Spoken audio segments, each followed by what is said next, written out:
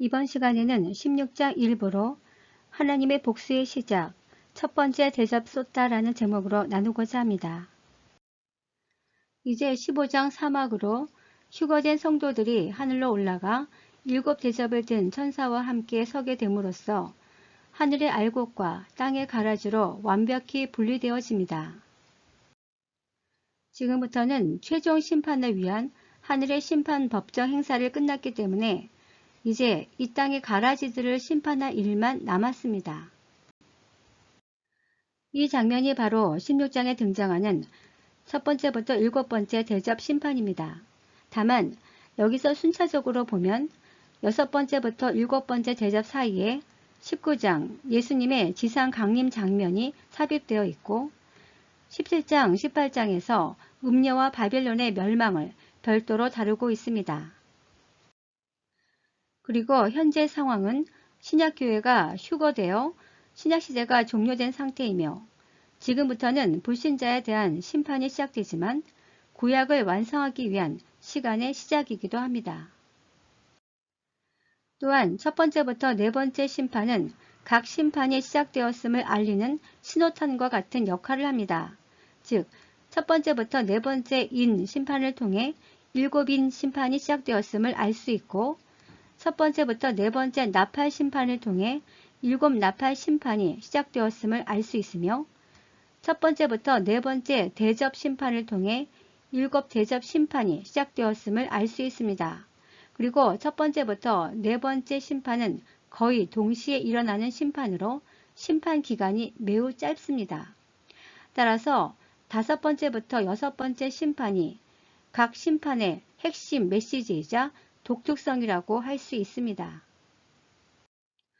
즉, 첫 번째부터 네 번째 대접 심판은 모든 자연계와 생명체에 임하는 완전한 심판으로 모든 피조 생명체는 죽임을 당합니다. 다만 사람은 죽지 않지만 한 사람도 예외 없이 모두 고통을 당합니다. 따라서 이 상황을 통해 7 대접 심판이 시작되었음을 알 수 있습니다. 이제 첫 번째 대접이 쏟아집니다. 16장 1, 2절을 보면 먼저 7 대접을 땅에 쏟으라고 하는데 여기서 땅 위로 쓰인 에스텐케는 7 천사가 보냄을 받은 곳, 즉 세상 전체를 뜻합니다.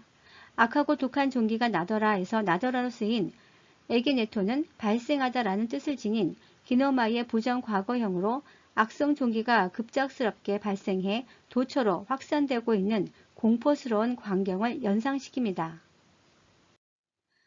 그리고 첫 번째 대접의 심판 대상은 짐승의 표를 받은 사람들과 그 우상에게 경배하는 자들이라고 말하고 있습니다. 이는 한마디로 휴거되지 못한 자들이 됩니다. 여기서 짐승의 표를 받은 사람과 우상에게 경배하는 자에게 모모 괄호 쓰인 카이는 2가지 용법이 있는데 첫 번째는 두 집단을 나타내는 A와 B이고 두 번째는 하나의 집단을 나타내는 A 즉 B로 쓰이는 용법으로 여기서는 하나의 집단을 나타내는 즉으로 해석하는 것이 바람직합니다. 첫 번째 대접의 심판 내용은 모든 사람에게 악하고 독한 종기가 납니다.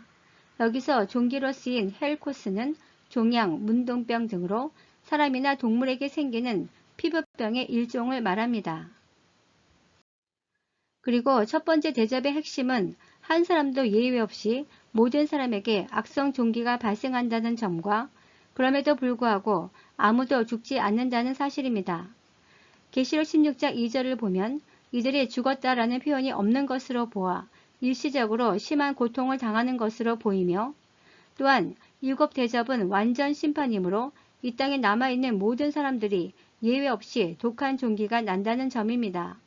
이는 애굽의 10재앙 중 6번째 재앙을 상기시킵니다. 첫 번째 나팔과 첫 번째 대접의 차이점을 살펴보면 첫 번째 나팔의 심판 대상은 땅이며 심판 내용은 피 같은 우박이고 심판의 크기는 땅 3분의 1 지역에서 국지적으로 발생하며 심판의 피해는 직접적으로 땅에 사는 생물이고 간접적으로는 사람에게 피해가 갑니다. 반면 첫 번째 대접의 심판 대상은 땅이며 심판 내용은 악성 종기이고 심판의 크기는 전 세계적이며 심판의 피해는 직접적으로 모든 사람이 고통을 당합니다. 그렇게 되면 세상 사람들은 적그리스도와 세상 정부를 향해 이 사건에 대한 해명을 요구하게 될 것입니다. 반면 적그리스도와 세상 정부는 이를 과학적 또는 합리적인 이유를 제시하며 설득을 시도함으로써 사람들의 눈과 귀를 가릴 것입니다.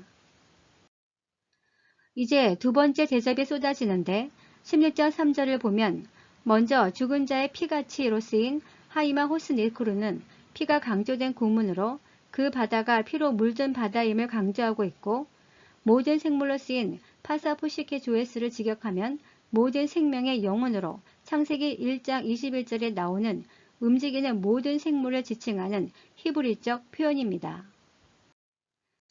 두 번째 대접의 심판 대상은 전 세계 바다의 모든 생물입니다.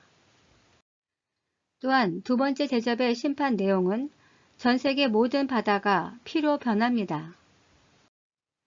그리고 두 번째 대접의 핵심은 모든 바다 생물의 죽음입니다. 계시록 16장 3절을 바다 가운데 모든 생물이 죽더라 라는 표현으로 보아 모든 바다 생물이 죽임을 당함을 알 수 있고, 또한 두 번째 대접은 직접적으로는 바다 생물이 죽임을 당하지만 간접적으로는 사람에게도 식량 부족, 물류 운송 차질, 국가 간 경제에 큰 피해를 입히게 됩니다. 이는 애굽의 10재앙 중 첫 번째 재앙을 상기시키고 있습니다. 두 번째 나팔과 두 번째 대접의 차이점을 살펴보면 두 번째 나팔의 심판 대상은 바다이며 심판 내용은 불타는 큰 산 같은 운석, 심판의 크기는 땅 3분의 1 지역에서 국지적으로 발생하며 심판의 피해는 바다 생물의 죽음과 선박이 파괴됩니다. 반면 첫 번째 대접의 심판 대상도 전 세계 모든 바다이며 심판 내용은 바다가 피로 변하고 심판의 크기는 전 세계적이며 심판의 피해는 모든 바다 생물이 죽임을 당합니다. 그렇게 되면 또 세상 사람들은 적그리스도와 세상 정부를 향해 이 사건에 대한 해명을 요구하게 될 것입니다. 반면 적그리스도와 세상 정부는 이를 과학적 또는 합리적인 이유를 제시하며 설득하게 될 것입니다. 혹시 여러분은 눈치채셨습니까? 일곱 대접 심판은 하나님께서 불신자들을 곧장 죽음으로 심판하지 않으시고 악성 종기 등 직접적인 고통과 함께 바다 생물을 모두 죽이는 간접적 고통을 통해 불신자들 간의 극심한 다툼과 아비규환으로 점점 몰아가고 있다는 사실 말입니다.